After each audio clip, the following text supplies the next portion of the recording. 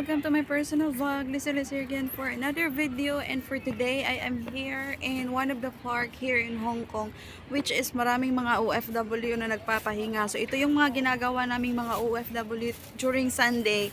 Nakikita kasama ang friends at nagsasaya. So magdadala ka lang ng mat, tapos pagkain, tsaka inumin, and meron kayong microphone and at the same time speaker. Goods na talaga yung Sunday nyo, satisfied na. So I'm gonna show you some of our kababayan na nandito at nagpipiknik. So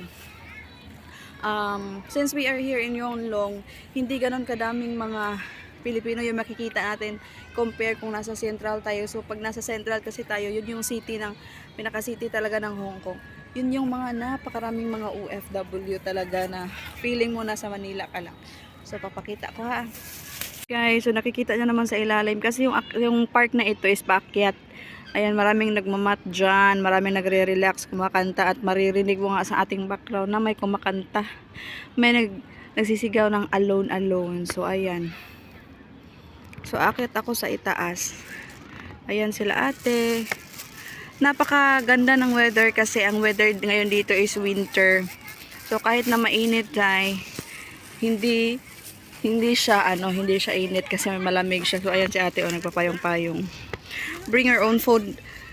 Mag-bring ka lang ng sarili mong pagkain para hindi ka magutom dahil dito walang mga tiyangge-tiyangge na pwede kang bumili kahit saan. So bibili ka talaga ng pagkain mo. So ayan, meron yung iba na nagdadala ng luggage dahil ang bigat ng bibit-bitin. So kailangan mo na talaga ng magmat. Pwede kang magtulog-tulog. Okay naman dito magtulog-tulog. Pero bawal dito maglagay ng camping tent. So mat lang talaga. And merong mga park na pwede kang mag-camping tent pero dito bawal. So ayan po, mga Pilipino yan or Indonesian. So may akyatan pala ito. Akyat tayo sa itaas. Ganda na pala ng view para kang ikakasal.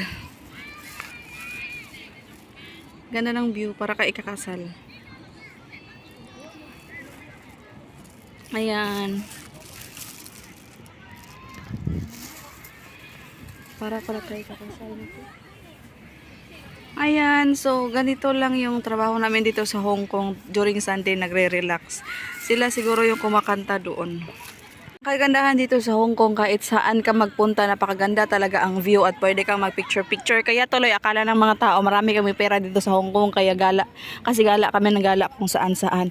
Pero hindi nila alam, Diyos ko, yung pera, tsakto lang pang allowance. Kasi dito naman kahit saan ka magpunta, kahit na nasa likuran ng bahay nyo, maganda yung view.